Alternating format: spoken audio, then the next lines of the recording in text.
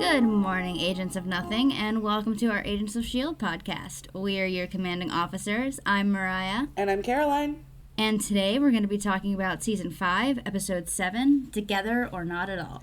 Yeah. So, Mariah, how was your week?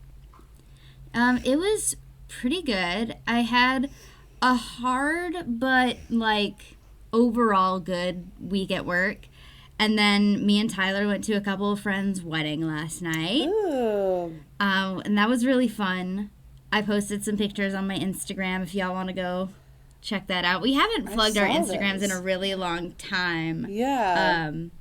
So my Instagram's still Submarine Warfare.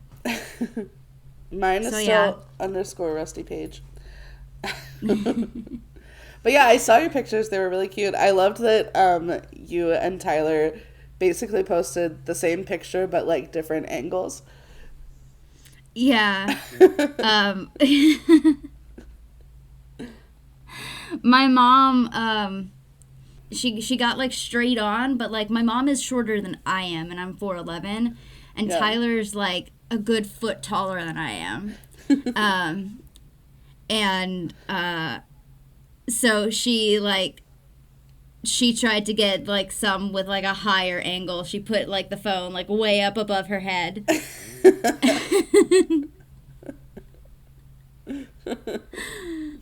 So of course that's the one that Tyler would pick. I love it. That's so funny. Very cute. Yeah, so how was your week? I had a pretty rough week, actually. My dog Chip unfortunately passed away pretty suddenly on Monday. So I got Penny here with me right now. Penny, say hi. She said hi with her eyes. But yeah, so it's been pretty rough. So give all your fur babies a hug and a kiss for me. Hold them a little tighter today. Yeah. Yeah. On another note, it's the 3rd anniversary of our podcast. Right? Yeah, it is. I got distracted because I forgot to look up who wrote and directed this.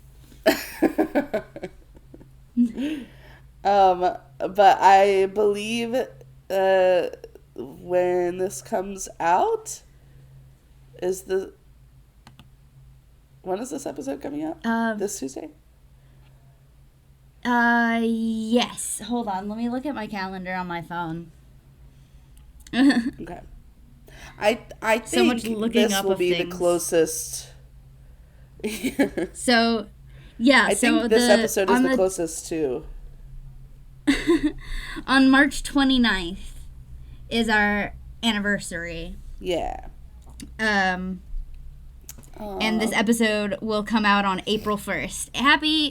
This is not an April Fool's.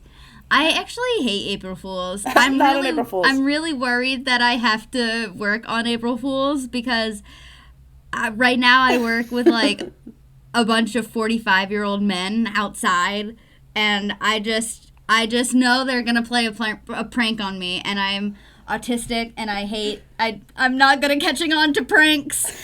It stresses me out. I feel you. Anyways.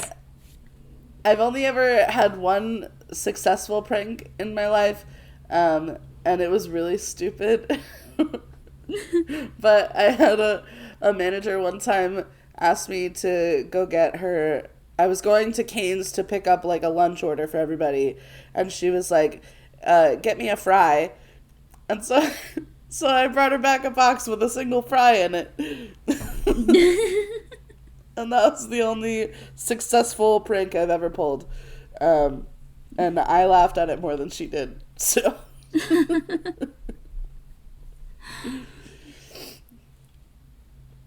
Anyway. Oh. Anyways. So yeah, this was around this time last year. Editing Mariah here. I'm not sure why I said last year. I definitely meant 3 years ago. We were like actively recording the podcast every week.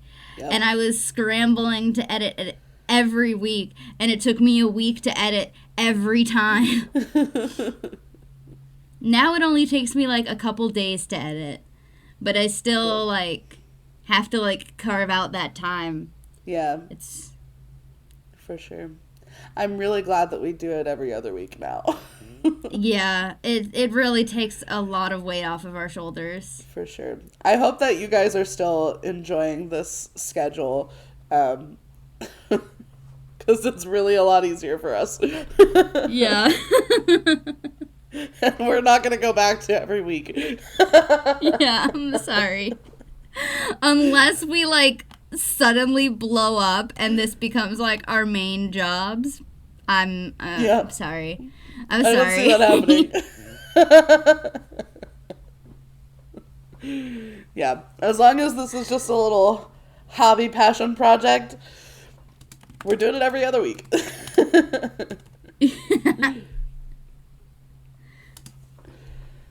Did you find your little factoid? Yeah, I'm copy and pasting now as we speak. Speaking of this just being a hobby and us not being professional. Yeah.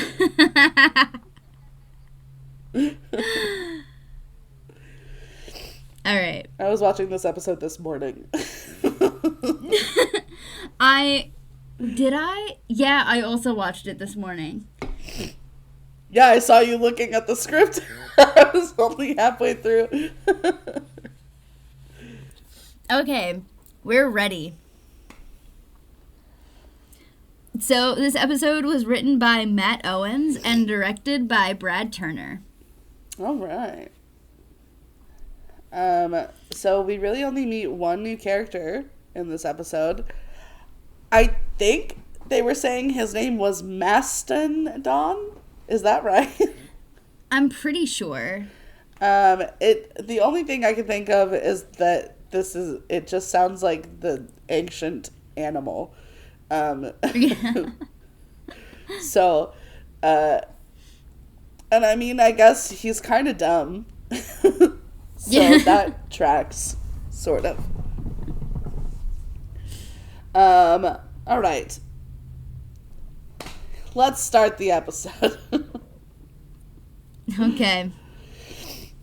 So Fitzsimmons help Daisy back to the a dressing area after the whole arena thing happened. Yeah. So that Simmons can change out of her servant clothes and Daisy can take a breath. Fitz says that they just need to get to his ship and then they'll come up with the rest of the plan. Daisy thanks Fitz for his genius fight to the death idea.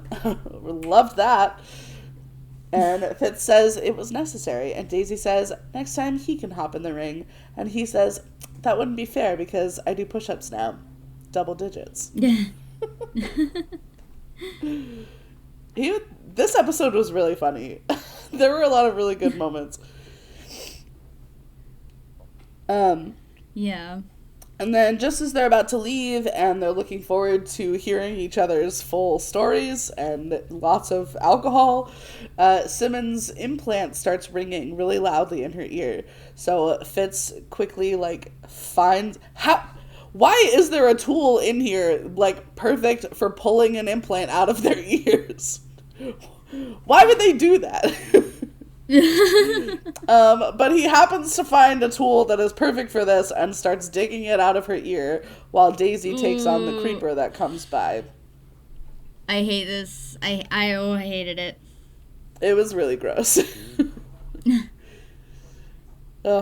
And as somebody who has a lot of problems with my ears lately, awful. I felt it a little too deeply.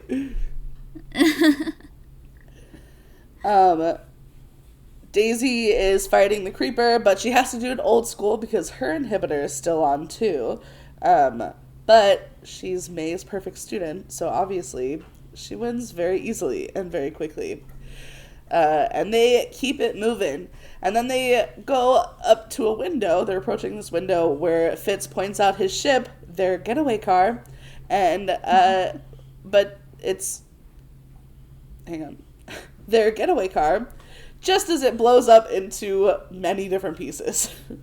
Oh no. So now they have to find a getaway car and come up with a plan.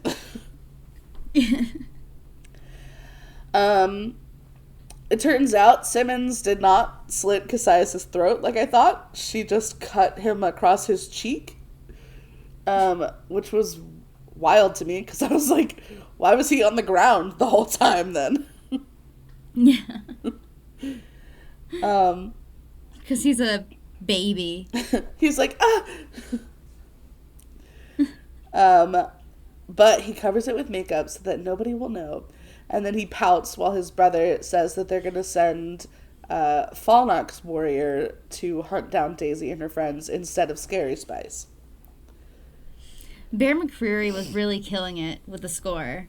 He really was. You sent me something about him recently. Did he won something or something? Yeah, he won an Emmy, I think, for Percy Jackson.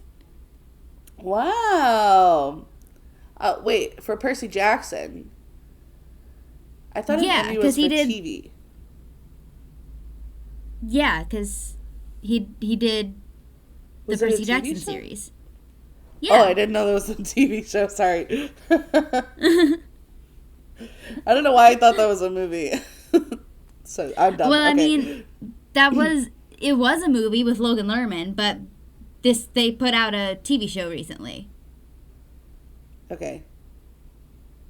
It did not click in my head that was a TV show. But yay, Bear! We're Bear fans! Yay! Bear fans! Bear stands. Bear fact. Bear pack. Coulson and Mac watch as the creepers take down Tess's body and then threaten all the other humans with a similar fate if they don't start leading the Kree to some hidden Inhumans. Coulson and Mac are aware that they can't trust any of these people to keep their secret for very long, so it is time to take action and stop hiding. Cassius sort of apologizes to Scary Spice for risking her life, but not really. He kind of just is like, come on, forgive me. And she's reasonably pissed. And my favorite thing that narcissists do is when he, begs her to see reason when she is acting reasonable. Yeah. But because to him... I loved, she said, you're begging. It's repulsive. Or what did she say? I don't remember. But it was good. It was good. It was good. But I love it because in this case, see reason or act reasonable is just do what I tell you to do without question. Yeah. Just blindly follow me. She eventually does agree to go and find Daisy and her friends before Mastodon does. But my God, this scene, the woman who plays Sonara is so gorgeous. I was so distracted, and her eyes are so mesmerizing, and I don't know, the combination of the way that the blue and white makeup is on her face, and then the lighting, it was gorgeous. She's amazing. She really is, yeah. Her name is, I'm going to butcher her last name, I think, but Florence Favre? Fave? It has, it's like Favre. Am I even saying that right? You're saying it the American way. Like the NFL player. Favre. I feel like I would say maybe Fevre or something like that. But who knows? Florence, tell us how to say your name. Florence! Come on the pod. Come on the pod. We love you. Come stare at us and be mean to us. I did wonder, like, I also noticed her eyes, and I was like, are those contacts? Like, oh my god. They're absolutely gorgeous. It was truly, like, mesmerizing. Yeah. So Daisy and Fitzsimmons have made it to the elevator, and they're going to try and find Coulson and the others. But then Mastodon cuts the power to the elevator, so Daisy has to climb out through the top. And then Simmons is still, like, a little dizzy from having her fucking inner ear ripped out, which is disgusting. Yeah, I noticed that her ear was bleeding. Like... Yeah. Hated that. Hated every second of that. But she does say that she's happy to be moving towards something, finally, instead of just standing still. I wonder if she's gonna have any, like, hearing damage, ear damage from this. I would assume she'd have to. I can't remember, to be honest with you. But then again, I mean, she's got Fitz right there, so he would probably, if she had any issues, I'm sure he would just build her the tiniest little hearing aid. The most perfect little hearing aid that nobody would ever even know about.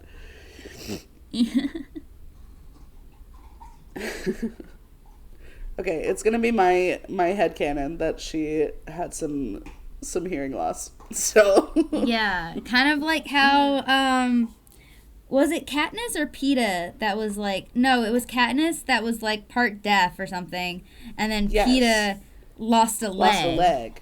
Yeah, exactly. And they didn't include it in the movie. I know. Ableist cowards. Yes. So, Simmons, disabled queen, love it. Anyway, and then we get this, like, weird little glimpse of the surface. What a scene transition. Truly. This episode was, like, because sometimes the episodes are really fast-paced, and I feel, like, whiplash from it, but this one was, like, fast-paced, and I was, like, really along for the ride. Yeah. So, May is alive! Thank God! And she is running and hiding from the roaches on the surface. But luckily, Enoch has been killing multiple roaches in his wake in his pursuit of May on Fitz's behalf. And he finally finds her. May obviously does not trust him, because why would she? And she very quickly recognizes his voice from the diner when he says, Philip J. Coulson. Yeah. What a memory, Jesus. I know. She's like, I'll never forget that voice. He tries to explain the situation and even help diagnose the extent of her leg injury that's only getting worse. But then a gravity storm has started brewing, and they're both caught with some, like, extendable arm from a masked man. This was very confusing. I had no idea what was happening. And what is a gravity storm?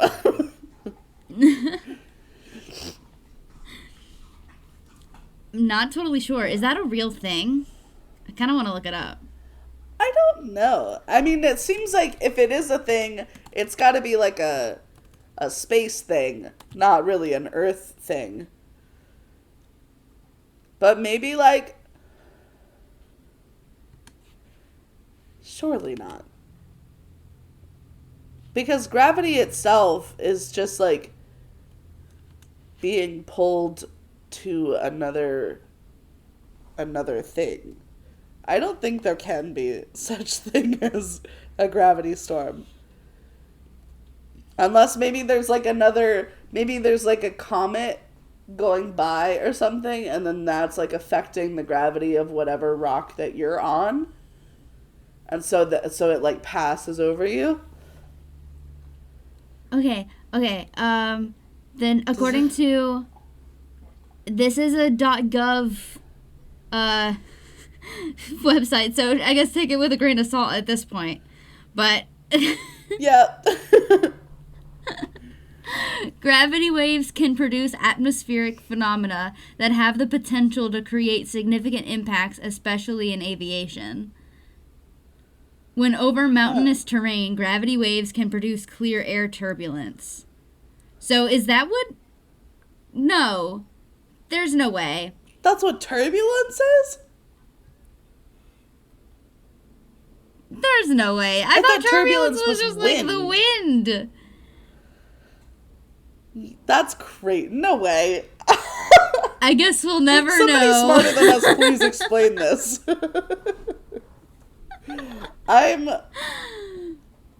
Because, okay, so the AI thing said that gravity storms aren't real. But I also don't trust the AI. No, not for a second. Okay, somebody that knows more than us, please explain this. Explain it like we're 5, because we basically are. Email it to us at agentsofnothingpodcast@gmail.com. Thank you. Include diagrams.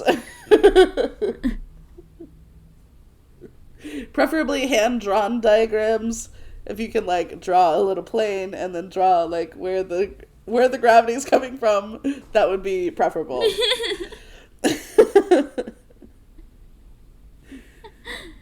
Okay.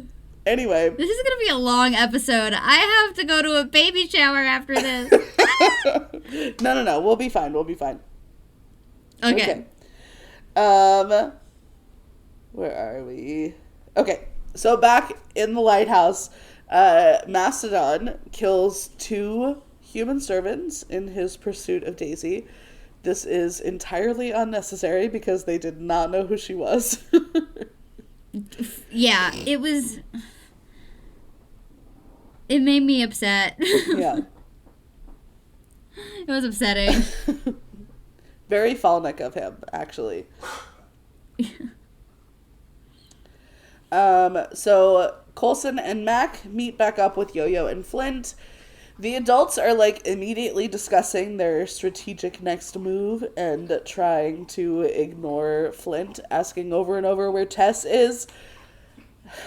They finally hear him and can't bring themselves to say anything except their condolences. So Flint storms out. Again, reasonably, this is an episode full of very reasonable reactions, in my opinion. Yeah. Elena starts to follow him, but Mac goes after him instead. Cassius and Falnick have a long-awaited conversation. A very needed one. And Falnick does not mince words. Damn.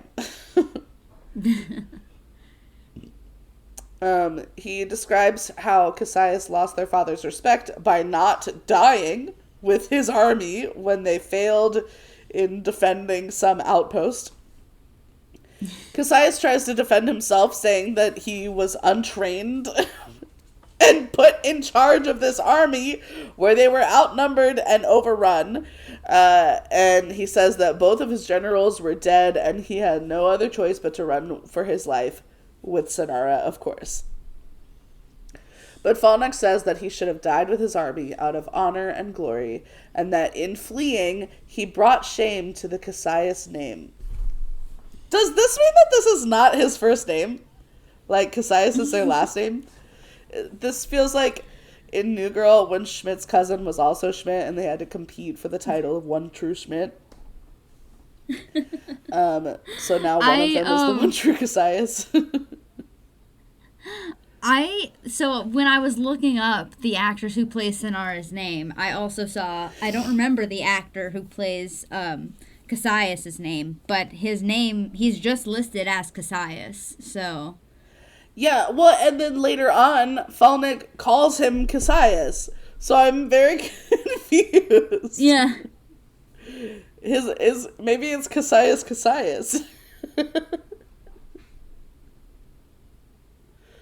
don't know. I wonder if maybe he is like Cassius the Second or something.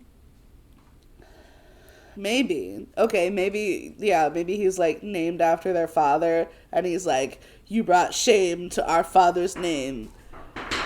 Yeah, that would make sense. That's going to be my headcanon. I Okay. don't remember if it's real or not.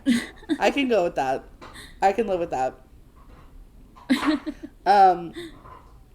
Oh, and also during this conversation, Falnick just like shoots the wall past Cassius' head multiple times, just for emphasis. Whatever. Just to be dramatic. This is truly the most dramatic family I've ever seen.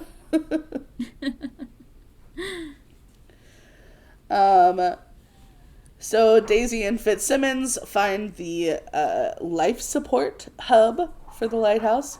All the like hot and cold water pipes and the electricity. And they find the thing that gives the place artificial gravity. A huge supply of gravitonium, which sounds vaguely familiar, and I feel like I should know what it is, but I do not remember. Originally it was in season 1. It was the, you remember Ian Quinn? Ian is a cop. He was the rich guy. the like billionaire asshole, right? Yeah. Yeah, and then he like kidnapped his former friend from the academy who had been like theorizing about gravitonium being real. Right. And that was when the guy that played Professor Quirrell was there. Yeah. Okay. Yeah, that was the guy. Yeah. Vaguely remembering. Yeah, so I also looked up gravitonium, and all that came up, obviously it's not a real element. What came up was the Marvel, like, wiki thing, and I'm pretty sure this is, like, an Agents of S.H.I.E.L.D. specific invention.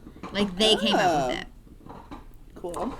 So gravitonium, the symbol is GR, is a rare high atomic number element that possesses unique gravitational properties. Gravitonium has an atomic number, oh my god. Gravitonium has an atomic number of 123, and an atomic mass of 308. Wow. That's so cool. What a fun fact.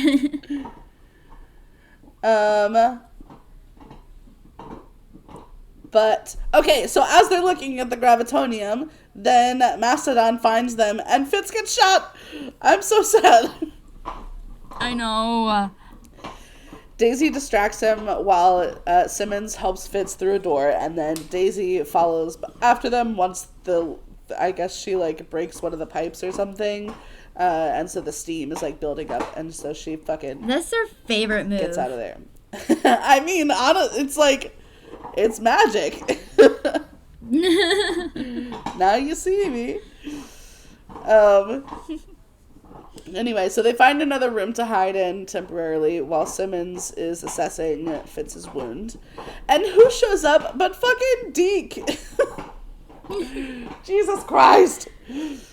He escaped his room that Coulson welded him into by opening a window, and unfortunately, most of his belongings are now floating through space. What a sacrifice he made. Fitz and Simmons initially tell Daisy not to be so stingy about accepting help until she says that he's the one that sold her to Cassius, and then they're fucking getting up real quick, changing their tune. Simmons says, kill him, he's a snake. But unfortunately, Falnick's guy is right on their heels, and Deke says he technically fulfilled his promise of helping Daisy find Simmons while also keeping her from doing something drastic that would have killed a lot of people in the process. And he has a plan to get them out of here through the service shaft. So they don't really have much of a choice except to trust him at this point.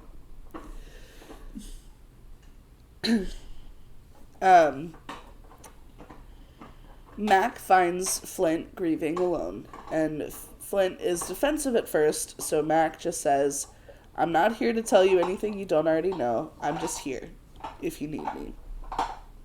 Which is a very kind thing. I love that. Yeah, very sweet. So, Flint starts confiding in Mac about how unfair this whole situation is. Mac tells him that he's strong now, and he can protect people. And then Flint starts, like, spiraling a little bit because he couldn't protect Tess or his parents, and he doesn't know how to protect anyone else. And so, if this is his role now, he doesn't know how to do it. And this could have turned into, like, a very productive and therapeutic conversation, but then there's a knock at the door, and Daisy and Fitzsimmons have found them. Almost the whole team is reunited. And then one of my favorite lines was Mac asks Fitz how he got to the future. And he said, how the hell did you get in the future? Which is quite a way to put it. And Fitz says, the long way. And then Simmons is like, Fitz needs medical attention, so story time can wait. And then Mac goes, not if that story time includes time travel. Which technically, all of their story time includes time travel. Yeah. But then Deke walks in too, and Mac very coldly asks how he got out of his cage. And Deke says, well, I let myself out, but thanks very much for your concern. And I hate that I love him so much. To be fair, he's like annoying, but a lovable annoying. Yeah. He's not even dirty in this episode. What the hell?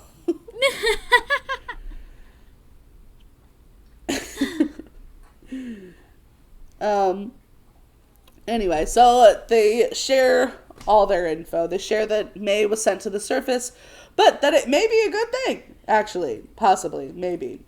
Mac goes to find Flint to see if they can get some alcohol for Fitz. No. Yes. Okay. Mac goes to find Flint to see if they can get some alcohol for Fitz's wound, but Flint is gone. Flint, oh my god, Flint, walks up through the hallways with his hood up, walks right up to the Kree, and with a very ballsy reveal, the Kree goes, do you know anything about the escaped Inhuman? And Flint takes his hood off and goes, yeah, I do. So good. Everybody here is a drama queen, and I'm here for it. The Creeper goes on about how Flint should be grateful for the honor of being made Inhuman or whatever, and now he won't get any of the benefits that come from it because he was hiding from them. Blah, blah, blah. And then Flint gets searched by the other Creeper, who only finds a couple of pebbles in his pocket, but then Flint uses his powers to combine the rocks into a very sharp point that then flies through the first Creeper's eye socket for Tess. Holy shit, Flint. That was Jesus Christ. That was quite something. But before he can move on to the other one, Scary Spice knocks him out and says that they'll use him as bait for the S.H.I.E.L.D. team, of course. And Daisy's already there. This bait plan did not take long. Yeah. She acts like she'll surrender in exchange for Flint's freedom, but Scary Spice will just take them both. She's fine with that. So then Coulson starts shooting. He grazes Scary Spice's shoulder, and also Falnick's guy is there too. Clearly he's not any better or worse than Sonara at this. So Mac knocks him over with like an oxygen tank or something. And then they all get away back to salvage where they've been hiding. And this is like a terrible hiding spot. Like, I don't understand why nobody has found them. I don't know. It's literally just like where they work. They were like, I wonder where these people might be. Well, they're not in their bedrooms, and they're not in, the common spaces, what's the only other place they could be? Maybe where they work. Anyway, once everyone's accounted for, Coulson suggests that they get out via trawler and go to the surface. Everyone is a little wary of this plan, but Coulson says that the Kree won't follow them up there, and Deke doesn't have to come with them. Fucking Deke! But Deke says that he already told Coulson that he wanted to go with them to the surface, and then Flint moves a big rock to barricade the door and says that they should probably stop arguing and start doing something. Because Scary Spice and the Mastodon are right on their heels. Coulson says that barricading the door with boulders should buy them some time, but then almost immediately the Mastodon guy starts blowing holes in the nearest wall. So that's not helpful. New plan. Deke has an anti-gravity device on his belt, and the chute right across the room is directly under the trawler bay. So I guess it actually was the perfect place to hide. So they can all just float up with the device and then drop it back down for the next person. Deke says that he'll go first to show them, but Daisy's like, nuh-uh, you can go last, bitch. So Fitzsimmons go first and then Yo-Yo. And I was just thinking, it literally took two of them with Fitzsimmons, so why would they not have somebody else go with Yo-Yo? I do feel like it would go faster two at a time. I don't know, but so when they're using Deke's anti-gravity belt buckle to escape the Kree warriors, Gemma Simmons says the line "Allons-y," which is the famous catchphrase of the 10th Doctor, David Tennant, my doctor, in the popular BBC show Doctor Who. This is one of several references throughout the show to Gemma being a fan of the Doctor Who series. Cool. I did notice. I was like, "Hey, that's from Doctor Who." But Allons-y, Alonzo. Allons-y. I love that. Okay. I love that you said "my doctor" like he's your GP. Yep. He sure is, David Tennant. I hope. Call him up. I would say I wish, but maybe not. There. I don't know if he has a medical license. Yeah. He That might. and also I feel like it. So, is it ethical to have a crush on your doctor? I think. Listen, as long as the doctor doesn't reciprocate, I think you're fine. Yeah. Yeah, that's... Yeah. But what if I want him to? Okay, then, if it's reciprocated, then maybe it's a conflict of interest. However, all of the doctors at my job are also their own pet's doctor. So...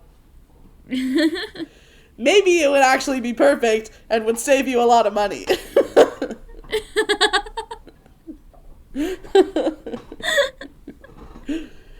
Anyway. So meanwhile, the Mastodon has shot a circle of holes in the wall, and then he blows the circle out. But instead of stepping through, he falls through because Scary Spice has hit him with her balls. Love that for her. She and her guards find an empty room, though, just as the door to the chute closes. Deke was the last one through, after all, and for some reason, they were counting on Deke to fly the trawler, but he never said that he was a pilot. I don't know why they were expecting that to happen. Yeah. So then they turned to Flint, since he was getting flying lessons from Virgil. And Flint says that he can actually fly pretty well, but he's not going with them. He wants to stay behind and figure out a way to protect his people and get everyone out. Mac respects that and says that he'll stay behind to help. Yo-Yo says that she will too. They're basically his new parents, and I love that for him. Yeah. So they tell Coulson and the others to go to the surface, figure out what's going on while they stay behind, and figure out a way to evacuate all of humanity. Fitz tells them as they're walking away that he did manage to hide a crate of weapons in the walls of the base. On level 3! Yeah. The level that's infested with alien monsters waiting to suck their blood. Yay! Yo-Yo and Mac both balk at this, obviously, and Fitz goes, I have traveled through time and space to find you. I feel like we're moving past that bit a little too quickly. I love Sassy Fitz. He had a lot of good lines this episode. This was very good. Yeah. On the trawler, Coulson tries his hand at piloting and says that taking off is easy, docking will be difficult, and landing is impossible because trawlers don't have landing gear. So, but Coulson had a flying car. How different can it be? Whatever. Cassius and Falnick are impatiently waiting for news. When Scary Spice arrives, when Scary Spice arrives and tells them that the SHIELD team escaped, and that she killed Mastodon. Mm-hmm. At first, Falnick is shocked, but then he starts to, offer Sonara everything.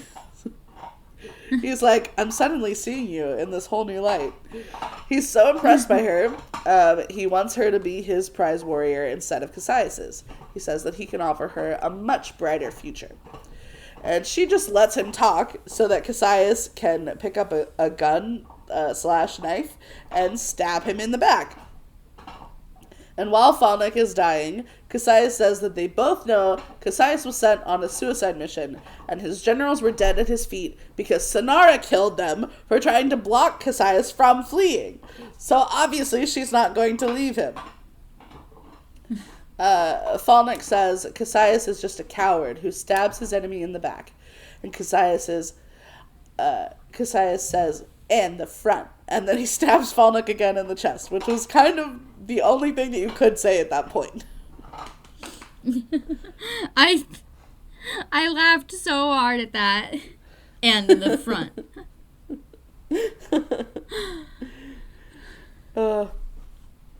So then Cassius turns to Scary Spice and says that they will find the destroyer and, quote, avenge Falnick's death by bringing her to Cassius's father and then finally get off this rock.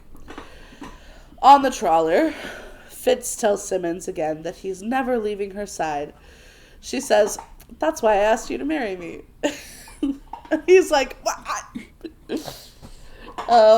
Poor Fitz, no one will ever believe that he asked her first. But before they can enjoy their brief moment of alone time, not that they were actually alone. This is a fairly small trawler. Coulson hits some turbulence and says, maybe this isn't like a flying car after all. So then they all strap in for the bumpiest landing of their life. What a cliffhanger. Truly. Wow. So now it's time for the post-content content.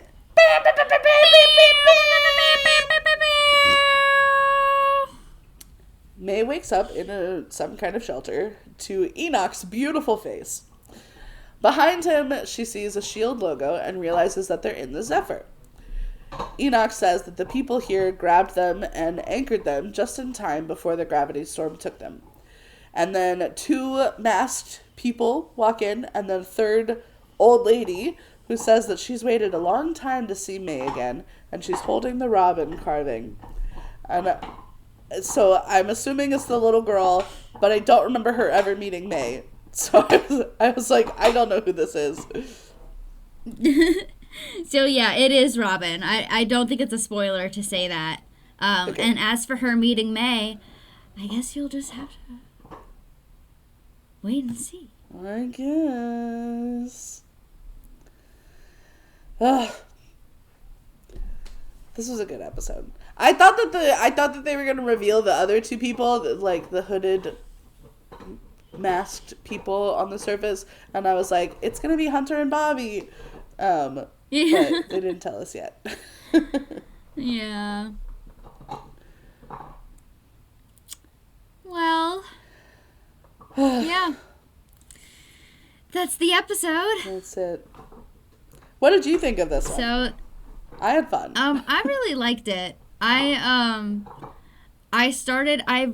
So like I said, I watched this episode this morning, and I started reading the script beforehand, and like I got a paragraph in, and I was like, oh, I remember this episode. This is a good episode. Let's go watch it. Good. I'm glad I could jog your memory.